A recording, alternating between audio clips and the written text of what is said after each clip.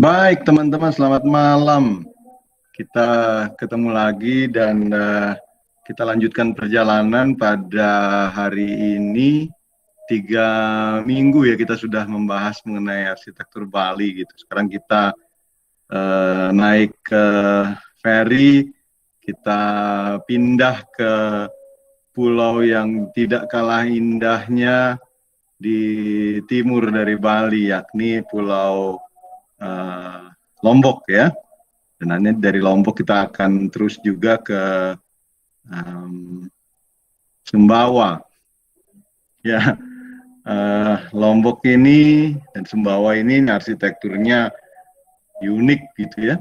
Jadi dia itu adalah perpaduan dari berbagai masukan yang terinkulturasi di dalam kebudayaannya gitu. Ada, kalau teman-teman lihat di layar ini, ya mudah-mudahan sudah tampil di layar kalian. Ini adalah Pura Cakra di pusat kota Mataram gitu ya. Ini benar-benar menunjukkan bahwa ada pengaruh juga dari Bali di dalam perkembangan arsitektur di Nusa Tenggara Barat ya. Kita tahu bahwa Bali pernah di masa Raja Waturenggong itu memiliki pengaruh yang sampai kemana-mana. Mereka bisa sampai mengalahkan Blambangan di Jawa Timur dan bahkan ke ya somehow ada yang mengatakan ekspansi juga ya ke arah timur ke Lombok. Jadi kalau ada di daerah di Lombok yang seperti di coret-coretan saya ini gitu ya, yang memiliki tampilan yang Bali lifestyle gitu ya. Nah, itu sesuatu yang paling bisa dimaklumi tentunya gitu ya. Ini perpaduan yang menarik juga karena di depannya arsitektur Hindu seperti yang teman-teman lihat ada candi bentarnya. Sementara di belakangnya adalah minaret masjid yang menggambarkan pengaruh budaya dari Barat gitu ya. Ini ada di Nusa Tenggara Barat. Oke, nah ini lingkup dari Provinsi NTB gitu ya. Dan NTB ini nggak kalah indah kalau teman-teman kalau teman-teman mau ke Lombok dari Bali, maka teman-teman bisa pergunakan ferry seperti yang di kanan bawah itu ya, 4 jam atau 5 jam perjalanannya. Tapi worth it lah tuh, ada videonya. Lautnya indah ya, dan pada saat-saat tertentu, nggak tahu kalau sekarang. Kalau dulu sih kadang bisa ketemu, kalau beruntung gitu, bisa ketemu lumba-lumba gitu ya di dalam perjalanannya. Oke, tapi kalau kita lihat dari arsitekturnya, kalau lebih di dalam, dia pengaruh Islamnya akan terlihat jauh lebih kuat gitu ya, daripada yang di Bali tentunya gitu. Nah, Provinsi Nusa Tenggara Barat ini dibagi menjadi, tadi sudah disebutkan ya, menjadi 2 pulau, yaitu yang di kiri ini adalah Lombok gitu ya. Yang di kiri ini adalah Pulau Lombok yang ini. Kemudian kita meneruskan dengan menyeberang ke Pulau Sumbawa.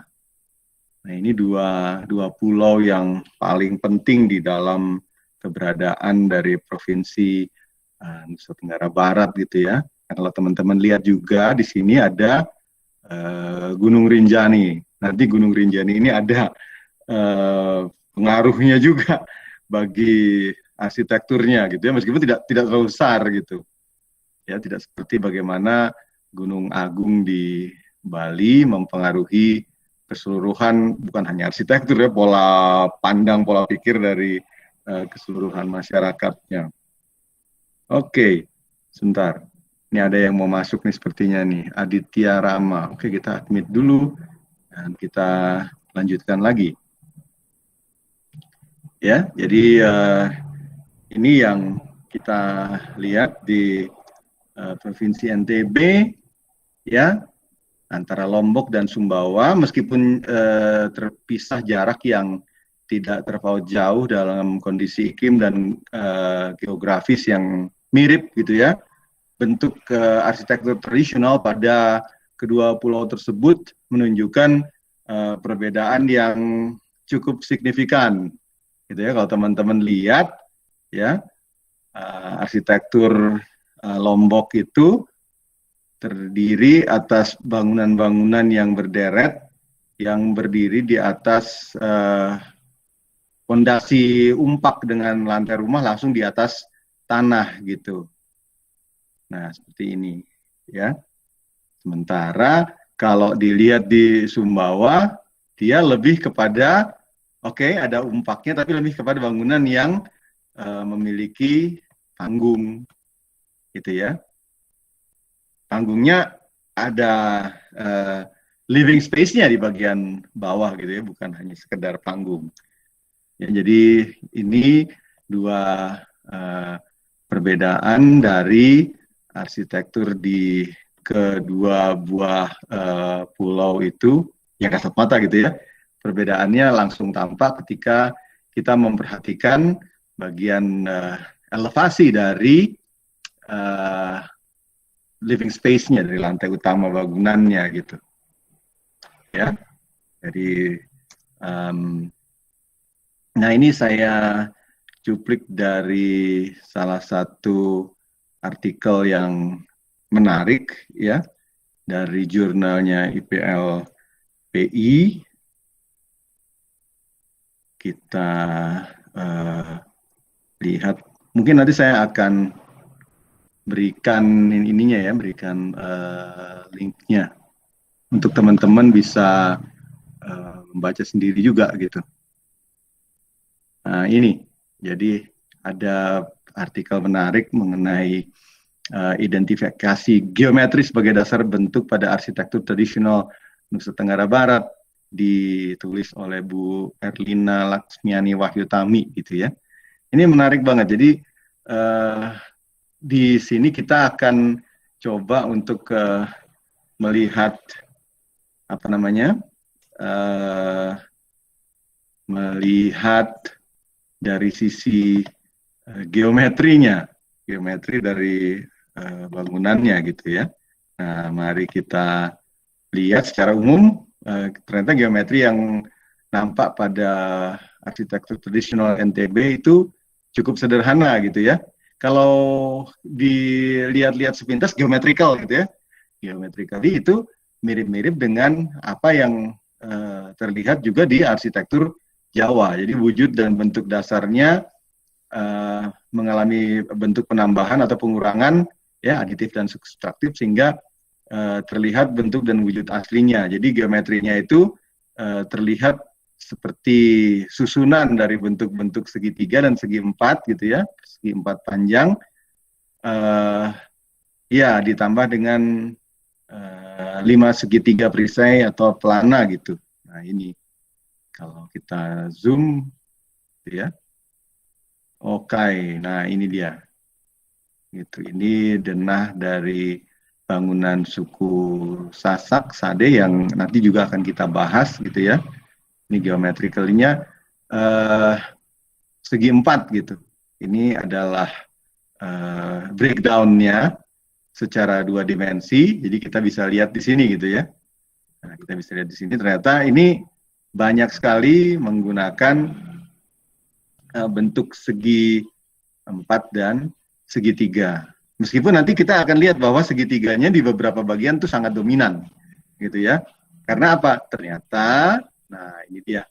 Ternyata ada satu fakta juga bahwa yang terjadi di arsitektur Lombok ini, gitu ya, itu dominan sekali arsitektur agraris, gitu ya, yang memiliki bentuk atap yang menguasai dari anatomi tampak. Nah, kalau anatomi tampak kita bicarakan seperti itu, maka sudah jadi pengetahuan umum kan bagi kita bahwa tampak itu adalah dia bagian terbesarnya itu adalah atap gitu kan. Ke daerah-daerah tropis di manapun termasuk di Indonesia tuh sering seperti itu. Nah, kalau teman-teman perhatikan juga kan seperti ini ya. Nah, ini. Jadi bagian segitiganya, nah ini ya, baik ya 2 dimensi maupun 3 dimensi itu menempati bagian yang cukup dominan gitu. Ini di arsitektur di Lombok. Bagaimana dengan di arsitektur di Sumbawa gitu ya. Nah, kita juga nanti akan melihat bahwa fakta-fakta itu juga sebenarnya sama saja gitu. Dia ditemui di mana-mana gitu ya. Oke. Ini analisis geometrinya juga teman-teman lihat ya, benar-benar sangat-sangat menarik bahwa dia itu berat sekali di bagian segitiga atau bagian atapnya. Dan nanti secara fungsional kita akan lihat juga nih menariknya bahwa ternyata di bagian dalam dari bangunan ini ada beberapa bagian yang saking besarnya itu atapnya, maka living space-nya itu adalah di dalam atapnya itu sendiri gitu loh. Bisa dibayangkan ya, kita beraktivitas di dalam ruang atap kayak gitu. Dan ini kalau kita membayangkan bahwa ini pernah juga kita temui di arsitektur barat juga kan ada gitu ya, orang beraktivitas di loteng gitu. Ini di rumah saya juga ada nih di bagian lotengnya ya, aktivitas ruang keluarga menonton televisi kayak gitu. Nah, ya, nampaknya hal yang sama ternyata juga ada di dalam arsitektur vernakular, arsitektur tradisional kita gitu ya. Jadi berat sekali keberadaan atapnya itu. Atapnya sangat-sangat dominan gitu ya. Ini bentuk kalau dilihat dari fotonya itu ya, ini yang di paling kiri ini Sasak Sade, Sasak Seganter, sama Watepas, dan kemudian Sambori Lama di Dompu. Teman-teman bisa perhatikan sendiri gitu ya. Bahkan secara kasat mata 3 dimensional gitu, nampak banget bahwa bentuk atap itu ya kalau dilihat dari tampak itu menguasai minimal 50% dari keseluruhan anatomi tampak dari bangunan.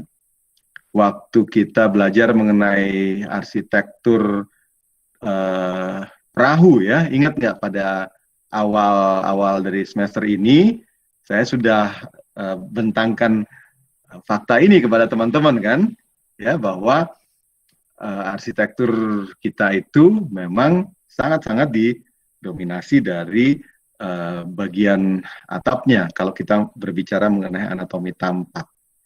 Nah, sifat umum arsitektur di daerah tropis itu umumnya dia mewadahi suhu yang hangat gitu kan.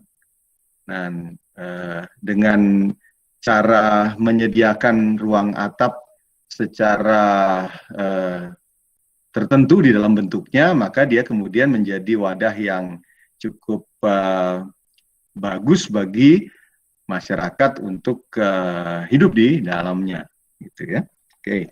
Nah, kalau kita berbicara mengenai material, maka kita juga mesti lihat dari strukturnya gitu ya. Strukturnya ini kelihatan di sini adalah struktur rangka yang biasa saja sebenarnya sih ya, tapi memang ada bagian-bagian yang khusus di dalam detailingnya gitu, dan materialnya juga khusus gitu ya. Biasanya digunakan bahan-bahan kayu dan bambu tergantung dari masing-masing daerah gitu ya. Nah, biasanya penutup dinding itu dipakai anyaman bambu atau papan. Bahan penutup atap itu digunakan rumbia, daun rumbia ya, atau alang-alang.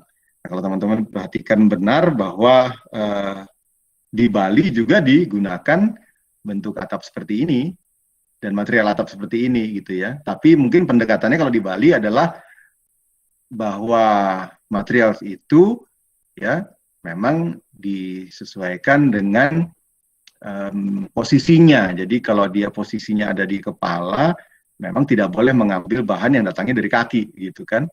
Jadi misalnya genteng tanah liat gitu, itu tidak diperhitungkan di Bali. Kenapa? Karena itu material yang datangnya dari bagian kaki kan, di bagian bawah ya tanah itu.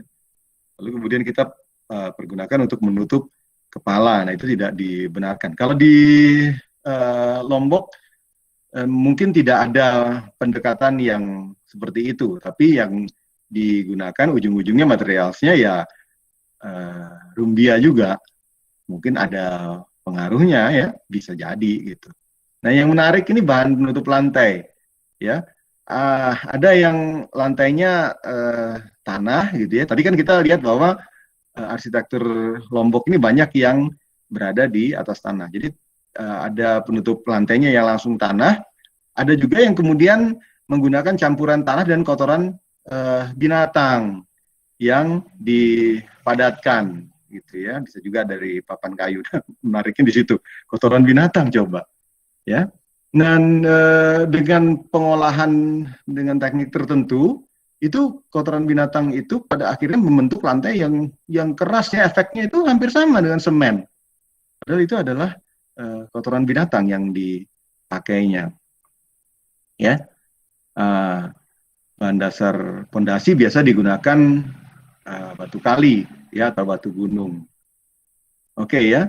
Terus kemudian ada yang menarik juga bahwa strukturnya itu tidak banyak menggunakan paku gitu ya. Jadi mungkin lebih banyak pasak gitu di dalamnya. Oke, kita lanjutkan. Alang-alang, rumbia gitu ya, itu digunakan untuk iklim yang panas dan lembab itu ada alasannya gitu ya. Dia tahan terhadap hujan, terus kemudian ada celah-celah kecil di antara susunan materialsnya, karena materialnya itu kan digunakan beberapa layer. Nggak mungkin kan layernya tipis, satu aja daunnya gitu ya, kan pasti nanti kan bocor. Nah itu disusun beberapa layer, sehingga pada akhirnya gravitasi memungkinkan apa namanya itu air dengan cepat meninggalkan atap gitu ya. Tapi ada cukup celah untuk masuk apa namanya itu udara gitu. Ya sehingga itu mengatasi panas di daerah situ. Ya, bambu permukaannya cukup tahan air, cukup awet, pengudaraannya sangat baik sebagai bahan dinding ataupun ya material lainnya gitu ya, atap gitu. Nah, kayu juga bisa digunakan dengan ketahanan yang cukup tinggi tergantung kayunya, ya sehingga dimungkinkan penggunaannya dalam waktu yang cukup lama dengan mengadopsi berbagai kemungkinan setting up ya panas gitu ya, angin, udara, dan pemasukan cahaya. Oke, dengan perawatan yang baik serta penggunaan yang tepat, sangat tahan terhadap hujan juga, dan dia menawarkan berbagai kemampuan untuk mengisolasi panas gitu ya. Nah ini juga menarik kalau teman-teman perhatikan di bagian kanan. Nah di bagian kanan ini adalah rangka dari rumah-rumah yang tadi kita lihat di tampilan di slide sebelumnya. Nah, ya di bagian bawah ini. Jadi ini bentuk-bentuk tiga dimensi ya, ya secara sistem yang menunjukkan bagaimana arsitektur tradisional Nusa Tenggara Barat itu dibuat. Oke ya, sebentar, saya harus pasang apa namanya adaptor dulu nih.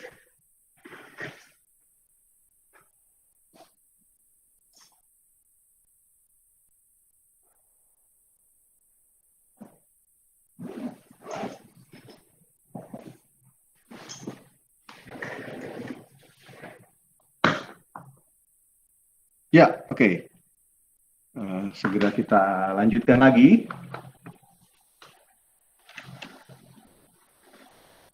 Nah, teman-teman bisa lihat ini ya. Ini adalah salah satu bangunan yang tadi sudah ditampilkan secara sistem. Ini adalah bangunan Balai Lumbung, ya, masih di Lombok. Lombok itu kalau teman-teman perhatikan petanya tadi gitu ya, sebentar kita agak mundur dulu ke ya ini ya, di bagian selatannya dari pulau itu ternyata adalah bagian yang kurang terlalu subur gitu ya, yang tidak terlalu subur. Yang lebih subur itu bagian yang lebih dekat ke Gunung Rinjani gitu. Ternyata gunung ini membawa kesuburan juga pada bagian-bagian yang ada di tengah pulau, ya.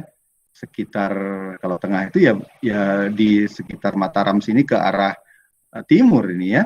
Nah, hal ini juga pada akhirnya membentuk sebuah sistem alokasi dari arsitektur gitu ya, dan khususnya pada penempatan bangunan-bangunan gitu, dan pada akhirnya juga membentuk komunitas-komunitas yang lebih besar. Nah, berkumpulnya itu lebih banyak pada bagian tengah pulau ini gitu, sementara pada bagian yang di selatan ini kayaknya kurang terlalu diminati atau tidak memiliki daya support untuk aktivitas yang melibatkan banyak orang gitu ya, karena banyak orang perlu banyak sumber daya juga kan gitu. Nah, bagian tengah pulau yang bergunung-gunung memungkinkan dibuat sawah pertanian gitu, sehingga arsitektur agraris muncul di bagian tengah dari pulau ya, seperti yang teman-teman lihat ini. Ini yang paling sering ditemui di bagian yang kita bahas tadi gitu ya. Ini adalah lumbung padi yang menjadi ciri pembeda dari arsitektur, khususnya arsitektur Sasak gitu ya.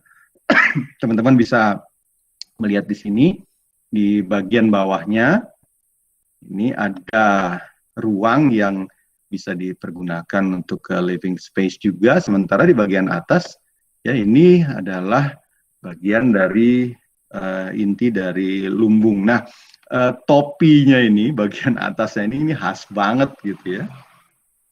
Ya, ditopang buah tiang di bagian bawahnya. Atapnya ini ikonik banget, sehingga pada akhirnya ini banyak dipergunakan sampai di masa modern untuk memberikan satu identitas gitu.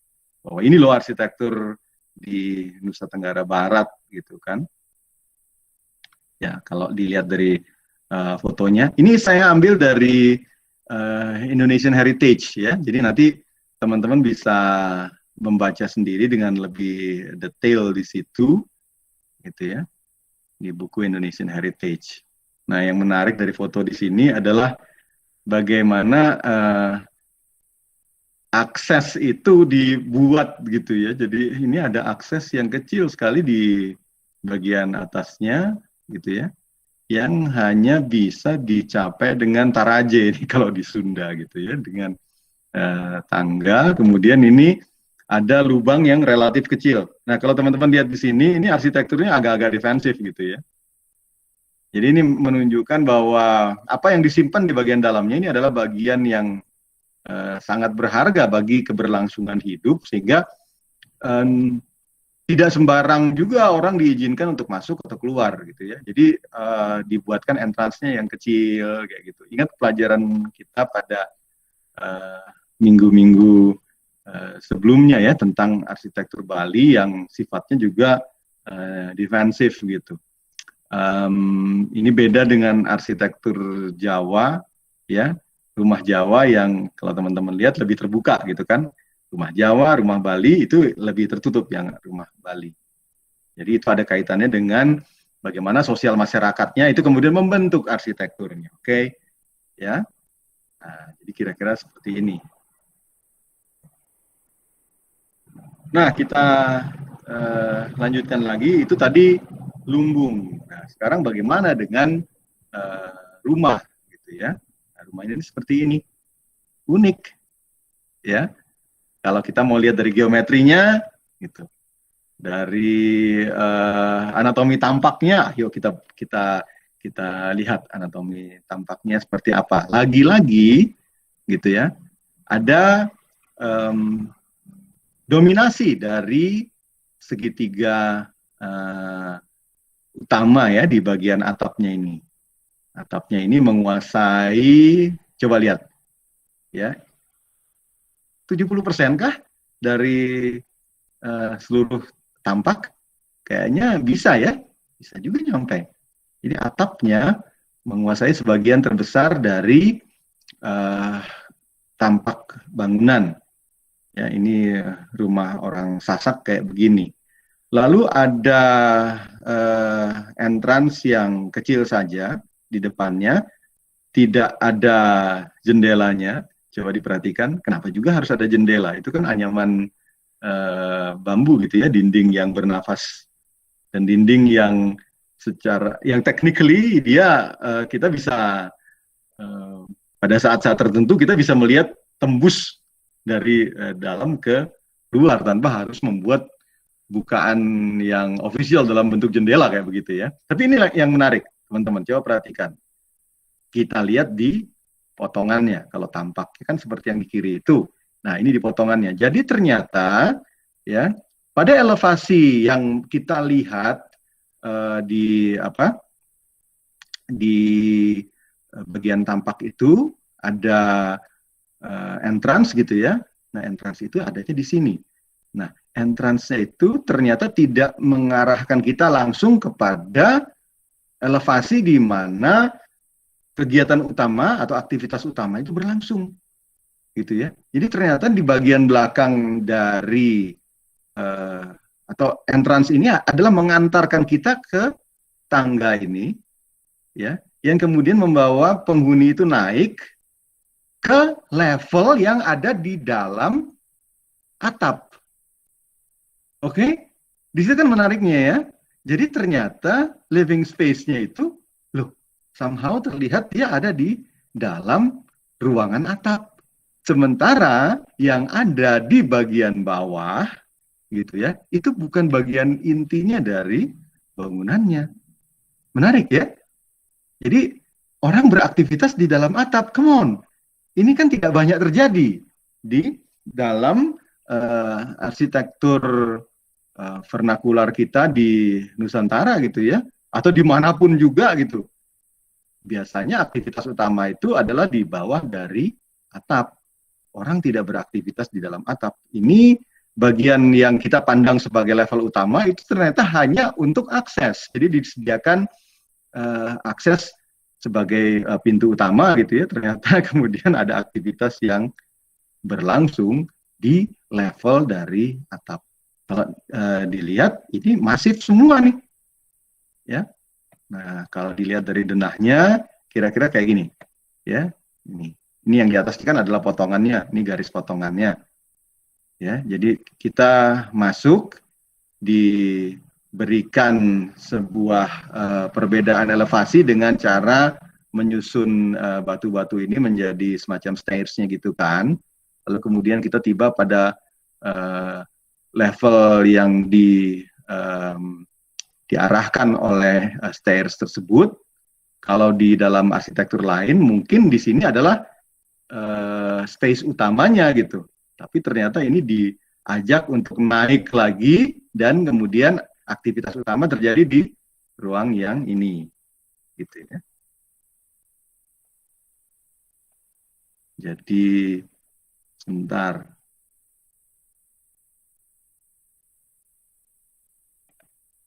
Nah, di sini ya aktivitas utamanya terjadi.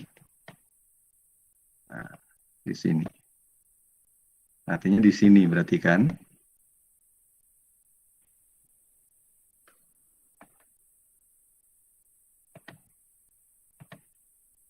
Oke ya. Nah, di situ adalah hal menarik yang bisa kita lihat gitu.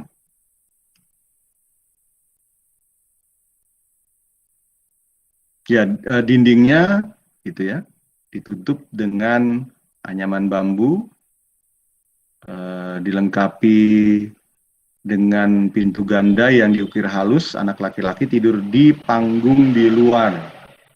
Anak-anak perempuan tidur di bagian dalam. Rumah bagian dalam berisi tungku di sisi sebelah kanan dengan rak untuk mengeringkan jagung di atasnya. Di sisi sebelah kiri dibagi untuk kamar tidur bagi para anggota rumah tangga. Oke ya, jadi memang ada satu pembagian yang unik gitu di sini. Nah ini foto di bagian sini kalau teman-teman bisa lihat kursor saya gitu ya. Jadi Bapak ini duduk di bagian depannya. Nah, bagian ini nampaknya adalah bagian yang privat juga untuk dimasuki gitu. Jadi kalau di sini kita bisa lihat ada sistem hierarkinya juga gitu ya, yang kemudian berkembang dengan meningkatnya elevasi dari bangunan. Jadi on higher ground itu pada akhirnya menjadi sesuatu yang lebih privat gitu kayaknya ya. Kalau kita berbicara mengenai private, public, semi public kayak gitu kan relevan banget kalau misalkan yang dibahas adalah rumah gitu kan. Jadi ini kita bisa lihat bagaimana teori dari Barat masih juga bisa dipakai untuk menerangkan aktivitas di bangunan vernakular di NTB ini. Oke, kita lanjutkan. Kalau berbicara mengenai sistem kepercayaannya, itu ada yang menarik di sini, di mana di Pulau Lombok itu ditemui ada yang disebut dengan Wetu Telu, gitu ya. Nah, Wetu Telu ini somehow dia merupakan ya seperti aliran kepercayaan, begitu ya, yang merupakan inkulturasi dari nilai-nilai budaya leluhur gitu ya, yang kemudian mendapatkan sentuhan Islam juga gitu sehingga berbentuk seperti ini. Kalau teman-teman lihat di sini gitu ya, ini adalah aktivitas masyarakatnya. Kalau sepintas kita lihat ini mirip dengan arak-arakan warga Hindu ke pura gitu ya. Ini warga Wetu Telu berpose di depan tempat ibadahnya. Tempat ibadahnya kalau kita lihat sepintas bentuk atapnya adalah bentuk atap tajuk, benar kan? Ya, mirip-mirip dengan arsitektur tajuk yang dipergunakan di Jawa untuk bangunan religius. Penerapannya kan biasa pada masjid dan pada gereja gitu kan. Nah, di sini diterapkan pada masjid Wetu Telu gitu. Somehow ini bukan Islam 100% gitu ya, karena merupakan bagian dari inkulturasi juga gitu. Tapi mungkin karena ada banyak pengaruhnya, maka tempat ibadah ini disebut sebagai masjid, gitu kan? Ya, jadi kita lihat di sini keterangan mengenai Masjid Wetu Telu ini sebanyak 28.000, 28.000 itu orang bukan sedikit gitu kan. Orang Sasak itu taat pada bentuk sinkretik yang mereka ciptakan seperti ini gitu. Jadi ada yang bilang bahwa Wetu Telu ini menggabungkan Hindu dengan kepercayaan animisme yang ada di Lombok gitu kan. Jadi masjid ini sering dibangun dengan gaya asli dari material kayu dan bambu gitu, bahkan di masa modern gitu ya, dia tetap menggunakan material itu, serta gunakan atap alang-alang. Nah, teman-teman bisa bandingkan dengan atap Bali gitu ya, atap yang banyak digunakan di bangunan dominasi Hindu, atap alang-alang. Nah, tapi kalau balik lagi ke Bali tadi, kenapa dipakai alang-alang itu? Karena itu merupakan bagian yang datangnya dari sistem kepala gitu kan. Kalau genteng itu biasanya dipakai karena alasan fungsional, bukan karena dia dari datangnya dari kepala. Karena genteng itu dari tanah liat gitu, itu dari kaki. Bentuk denahnya persegi 4 ya, dengan atap piramid yang disangga 4 tiang. Disebutkan di sini mirip-mirip dengan Masjid Ternate atau Tidore gitu. Ya, klasik juga ya. Nah, ini kira-kira ginilah gambaran keseluruhannya gitu ya. Ini fotonya gitu. Jadi Masjid Batu Telu itu dibangun dengan cara seperti itu. Kalau teman-teman bayangkan bagaimana suasana di dalamnya, mestinya syahdu sekali gitu ya, karena tidak banyak bukaan terlihat di situ. Bukaannya itu ya itu tadi, sesuatu yang kita bisa alami, kita bisa experience dengan melihat gitu ya. Tidak perlu ada bukaan, benar-benar bukaan yang terbuka dalam arti sebenarnya gitu, tapi memang ada celah-celah kecil yang sistematik gitu ya, terjadi di antara rajutan atau anyaman dari material yang membentuk dindingnya gitu, sehingga kita bisa melihat dari luar ke dalam gitu. Tapi kalau malam itu sebaliknya gitu ya, kelihatan dari dalam keluar gitu. Oke, ya jadi Batu Telu ini salah satu yang khas juga gitu ya. Nah, teman-teman nanti boleh browsing sendiri gitu, karena ini bagian yang menarik gitu. Secara bentuk arsitektural dia menarik. Lalu kemudian yang lebih menarik lagi adalah aktivitasnya sebenarnya. Karena terlebih dahulu kan harus ada aktivitas dulu ya. Terlebih dahulu harus ada aktivitas dulu, kemudian arsitektur muncul untuk mewadahi aktivitas itu. Tapi kalau secara detailnya teman-teman boleh browsing sendiri ya. Kalau di buku Kompendium Sejarah Arsitekturnya Pak Jauhari Semintarja itu malah seingat saya ini benar-benar disebutkan sebagai Islam gitu ya, dengan ritualsnya yang kemudian juga beberapa bagian mirip dengan agama Islam yang kita kenal gitu ya, yang pada arus utama gitu. Jadi kalau mau menerangkan fenomena-fenomena ini dengan teori-teori popular religion gitu ya bisa juga. Ya bisa juga. Nah, tapi nanti kita secara lebih detail mungkin kita bicarakan ini di lain waktu gitu ya, meskipun ini menarik banget. Nah, kita menyeberang juga ke Sumbawa gitu ya. Jadi sudah disebutkan bahwa Sumbawa ini banyak yang bangunannya melayang di atas permukaan tanah gitu, ditopang oleh tiang-tiang yang kemudian di bagian bawahnya itu membentuk panggung.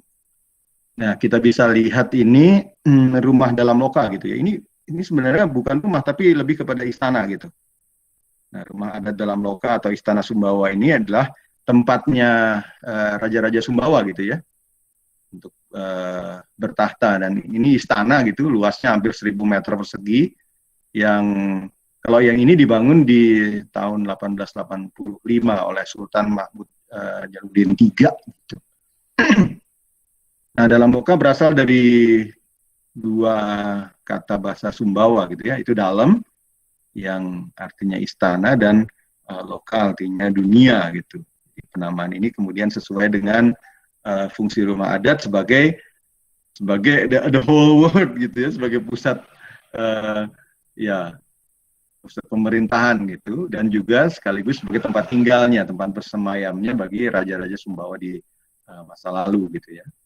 Ada 99 tiang yang tentunya teman-teman kalau sudah berbicara mengenai angka 99 ini kita udah tahu lah arahannya kemana gitu ya, pasti ya melambangkan Asmaul Husna gitu ya dalam ajaran agama Islam. Kalau kayak di Pak Slamet Wirasanjaya ketika membuat desain dari Masjid Raya Bandung gitu ya, itu kan juga mengutarakan bahwa menaranya mesti ketinggian 99 meter gitu ya. Meskipun kayaknya nggak sampai itu di dalam aplikasinya beneran 99 meter apa enggak gitu ya, katanya sih nggak persis 99. Tapi ide dasarnya adalah seperti itu. Nah ini ide dasarnya 99 itu menjadi penopang ya, jadi ditopang oleh 99 tiang. Bangunan ini menghadap ke selatan gitu ya, tepatnya ke arah Bukit Sampar dan alun-alun kota gitu. Jadi dia juga menunjukkan pengaruhnya dan keterkaitannya dengan pemerintahan ya, karena ya memang itulah sifatnya dari sebuah alun-alun sentral, adanya pasti di tengah kota gitu ya.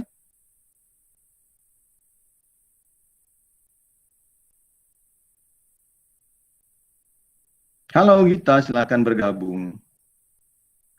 Wah, ini Gita baru datang.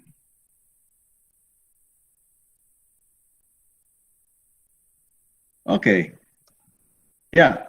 Nah, sekarang mari kita lihat yang tadi coret-coretan di bagian awal dari slide kita ya.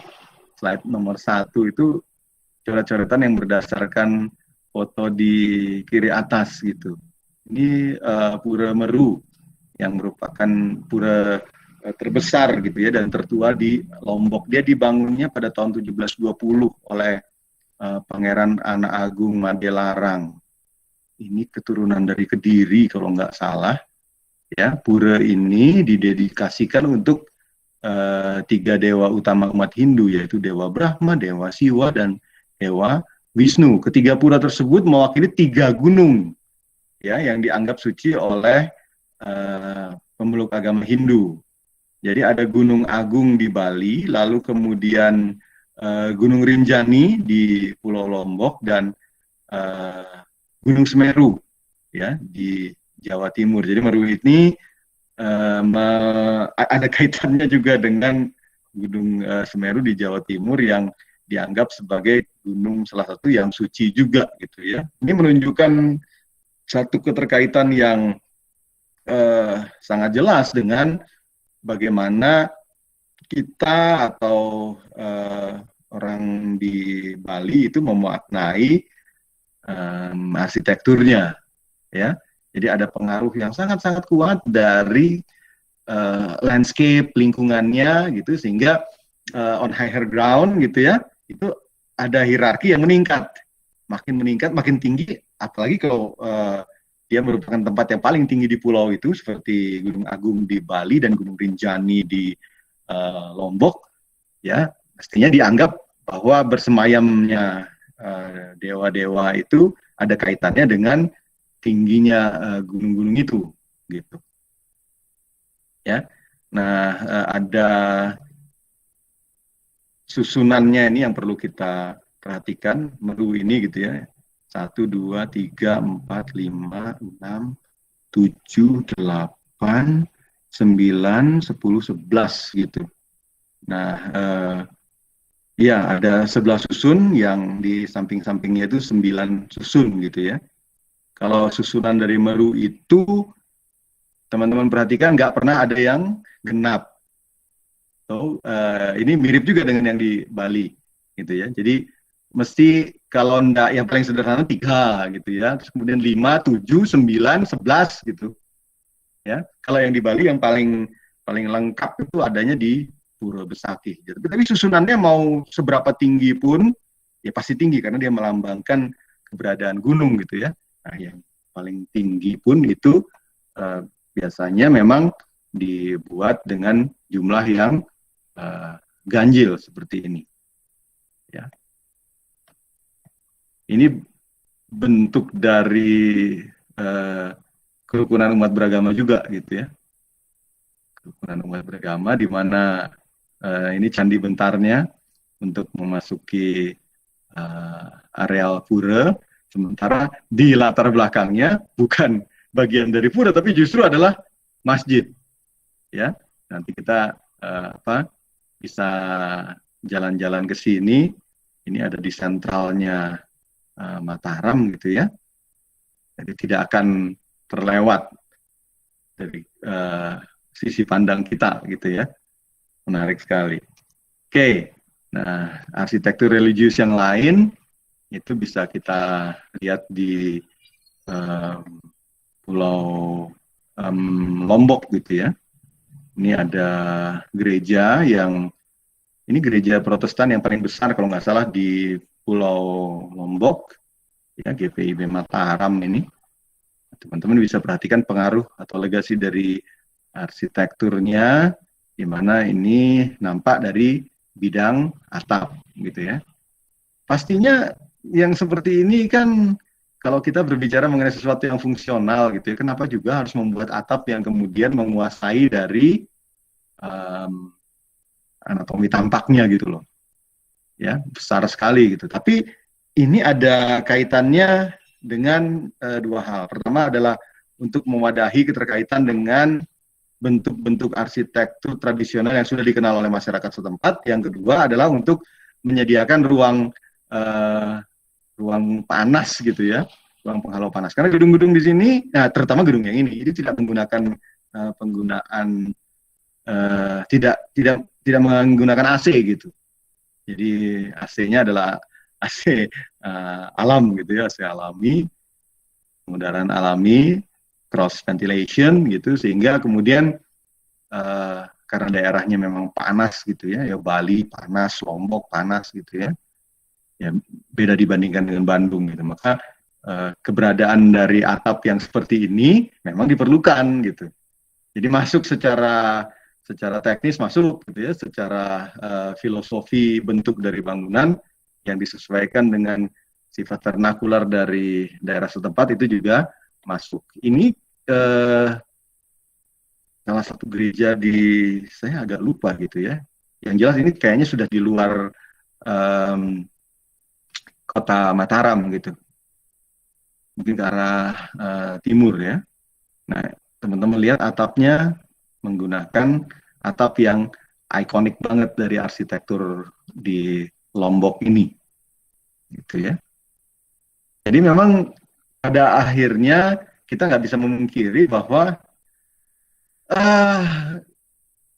bentuk dari lumbung itu, gitu ya, dengan atapnya yang khas, gitu, itu ternyata memberikan identitas yang signifikan gitu ya kepada arsitektur daerah tersebut gitu. Nah, kenapa lumbung? Kenapa nggak bagian yang lainnya gitu? Ya, kan menarik gitu ya. Kalau di arsitektur di daerah lain mungkin lumbung ini akan ditempatkan di bagian yang kurang penting gitu kali ya. Tapi kalau kita lihat di sini justru lumbung yang menjadi identitas utama. Artinya apa? Artinya ini menghargai kepada ketersediaan dari pangan, gitu ya, sebagai pendukung kehidupan, gitu. Kalau berkaca dari fakta itu, ini agraris banget, gitu kan ya. Jadi lumbung adalah yang utama, gitu. Kalau nggak ada lumbung, kita nggak bisa hidup. Tadi di arsitektur yang lumbung, di balai lumbung tadi, itu kan teman-teman juga udah lihat ya bagaimana kemudian lumbung itu ditempatkan pada satu tempat yang baik, lalu kemudian aksesnya itu defensif banget kan gitu ya. Itu sesuatu yang penting gitu. Kalau terjadi sesuatu sama lumbung itu 6 bulan itu bisa nggak makan kayak gitu. Terus apa yang akan terjadi kalau kita tidak punya persediaan makanan untuk sekian bulan dari kehidupan kayak gitu. Oke. Ya, nah ini juga legasinya dalam arsitektur yang lebih modern gitu. Ya, kalau teman-teman lihat, yang di kiri ini sebenarnya resort, tapi dibuat dengan model yang disesuaikan dari, nah ini ya. Jadi aslinya kira-kira adalah seperti yang di foto kanan gitu ya untuk balai lumbungnya, tapi kemudian di inkulturasikan dengan cara tertentu sehingga kemudian jadinya seperti yang di foto kiri ini. Ini dalam arsitektur aslinya kan tidak terjadi gitu kan. Ini karena bentuknya yang ikonik aja yang kemudian dicuplik kayak gitu. Jadi seperti lumbung berjejer-jejer kayak begitu ya. Kan kalau di dalam kehidupan pada era pramodern gitu kan seperti ini. Jadi ada satu lumbung ya, ada balai lumbung, kemudian ada balai taninya gitu. Itu kan pembagian di Lombok. Nah, sementara ini lumbungnya yang kemudian diduplikasi. Ya, ini balai tani itu seperti ini, gitu ya. Nah, kemudian ini legasi yang adanya di Sumbawa.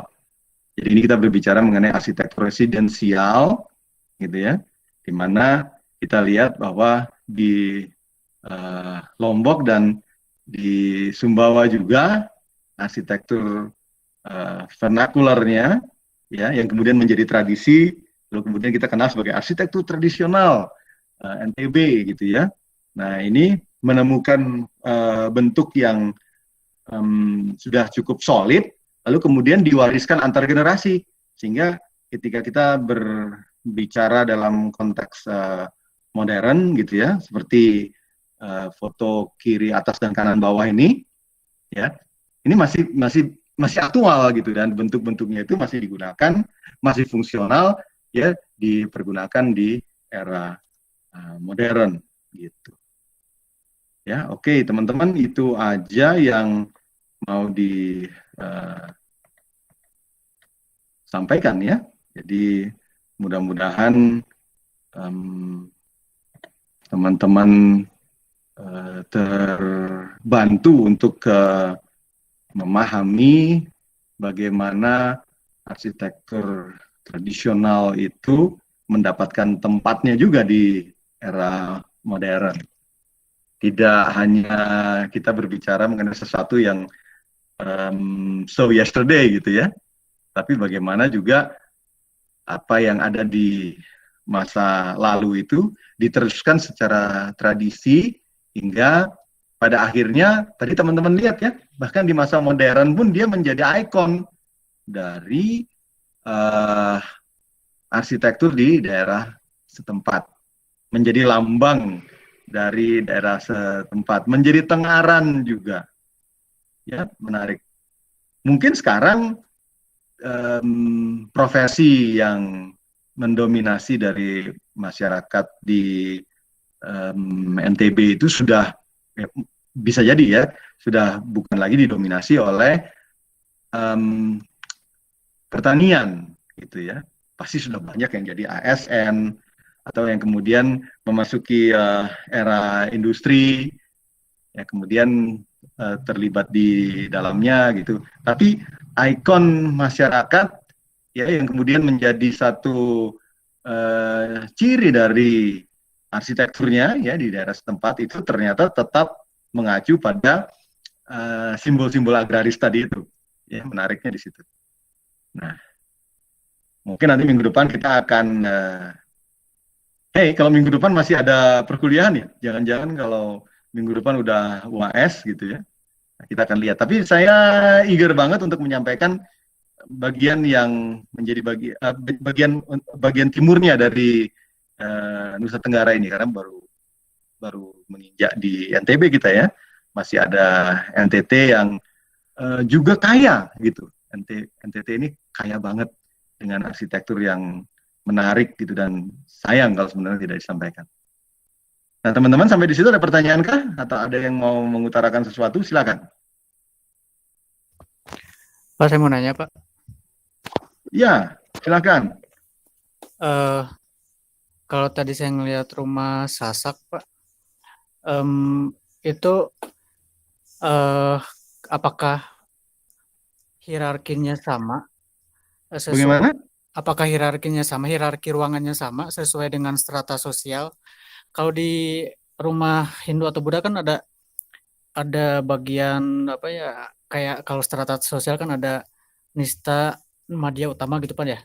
Ya, Di mana setiap eh, kelompok di golongan utama dia punya hierarki ruang yang lebih rumit dan kompleks gitu Pak ya.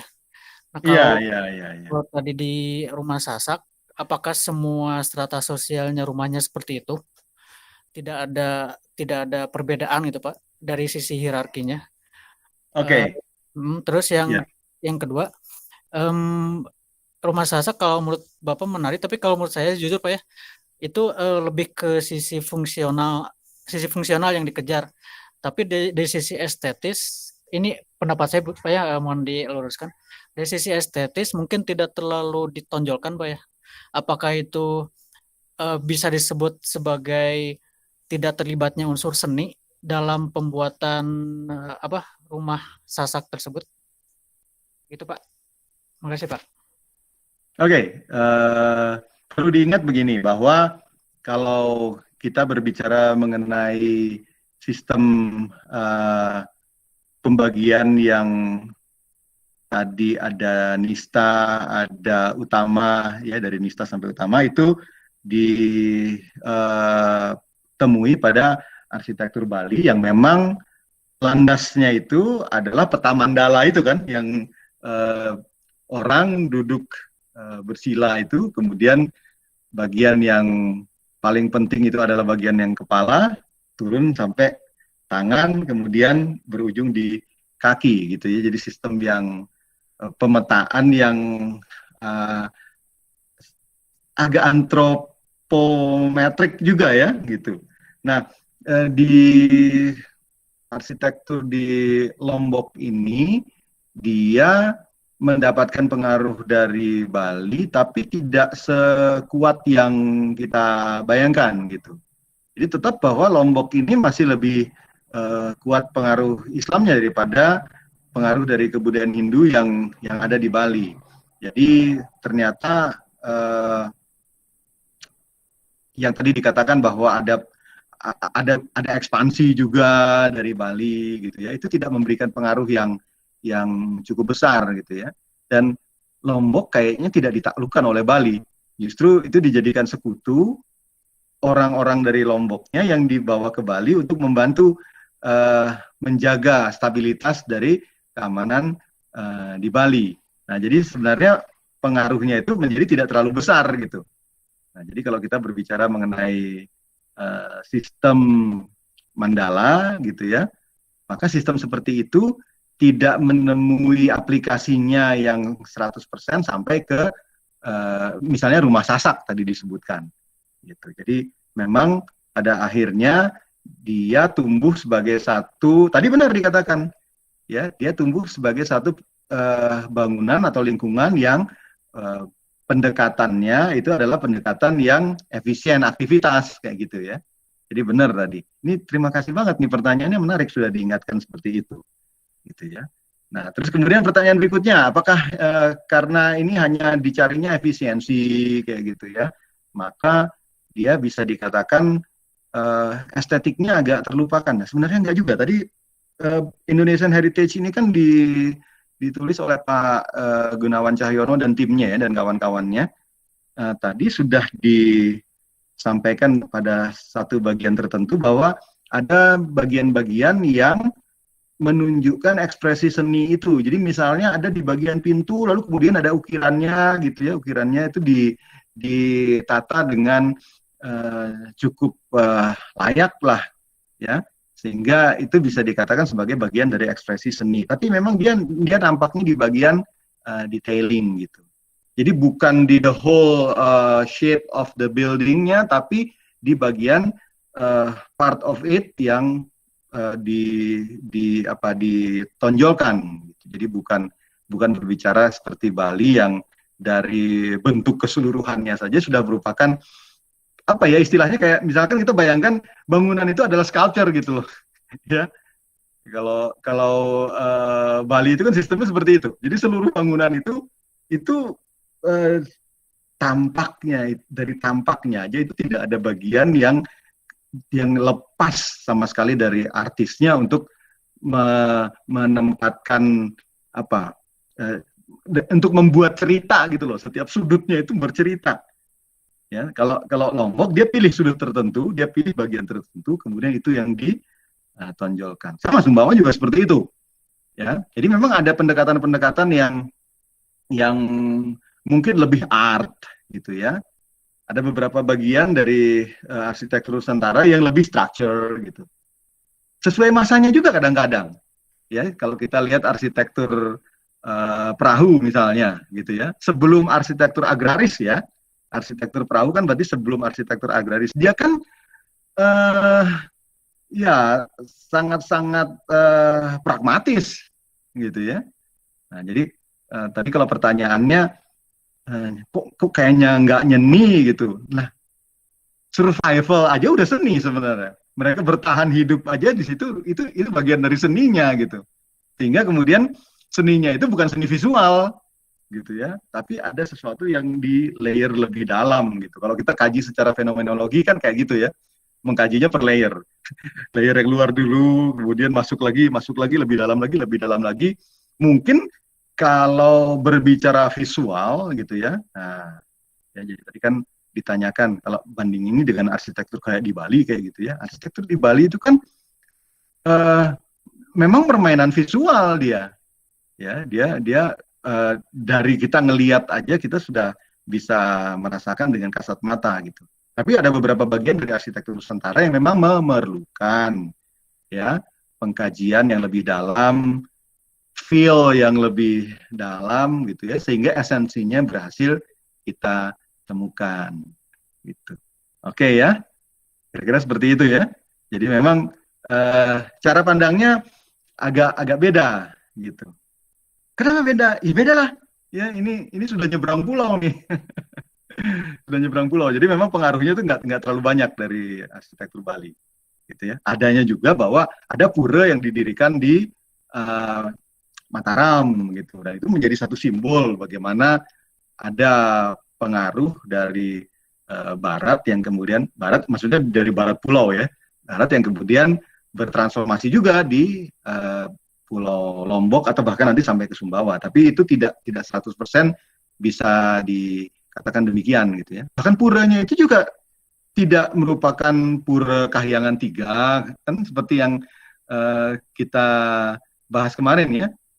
Kalau pura itu ini pengusungnya kan beda nih. Kalau yang di Bali itu kan lebih kepada pura pusah, pura desa dan pura dalam gitu ya, yang kemudian diusung oleh sebuah desa adat gitu. Kalau ini kan tidak, jadi ada perbedaan. Tapi itu bisa kita lihat lebih mendalam kalau kita mempelajari arsitektur Bali dan arsitektur Lombok lebih mendalam lagi gitu. Oke ya, sekarang silakan hidupkan kamera masing-masing supaya kita bisa ambil bukti kuliah. Thank you ya pertanyaannya, menarik banget. Sama-sama, Pak. Itu tandanya Anda memang memperhatikan benar apa yang disampaikan. Oke, berikan senyum yang terbaik dan berikan jempol, jangan jangan lupa gitu ya. 1, 2, 3. Oke. Makasih Nana. Ya, Dendi juga. Ini malam ini cuman ber-8 kita ya. Oke. Ya. Jangan lupa absen ya. Penting sekali itu. Tetap sehat, jangan kemana-mana, di rumah aja. Dan saya mohon pamit undur diri teman-teman. Terima kasih Pak. Pak. Terima kasih kembali.